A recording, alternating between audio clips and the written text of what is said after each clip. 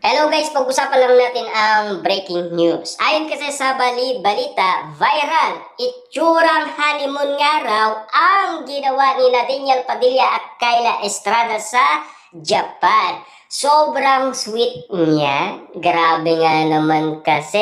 ang mga OFW dahil ang inala nila magjowa sina Daniel Padilla at Kyla Estrada dahil sa naririnig nilang usap-usapan. Kaya nga naman kasi ang sinasabi umano ng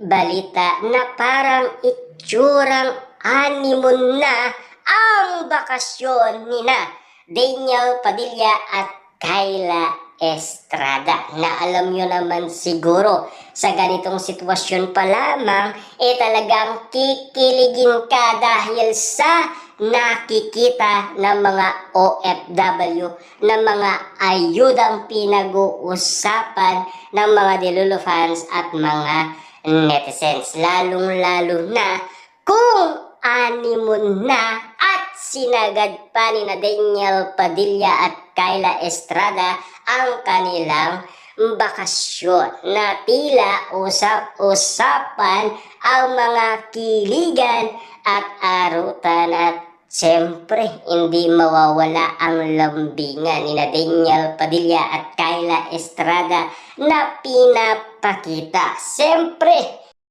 may lambing nga naman kasi at sulit na sulit nga naman kasi sa mga mata ng mga OFW nakikita nila ang ginagawa umano ni Daniel Padilla at Kyla Estrada, na talagang in love sila sa isa't isa ayon sa mga nakikita ng karamihan. Yan kasi ang chika at chismis na pinag-uusapan ngayon patungkol kay Daniel Padilla at Kyla Estrada. Sila naman kasi ang kapansin-pansin ng karamihan dahil patuloy nga naman silang nagpapakilig. Kaya nga naman kasi ang dami-daming mga ayudang kumakalat sa social media pinag-uusapan na talagang kilig na kilig ang karamihan dahil parang honeymoon na daw ang ginagawa umano ni Daniel Padilla at Kyla Estrada sa Japan, na talagang enjoy na enjoy sila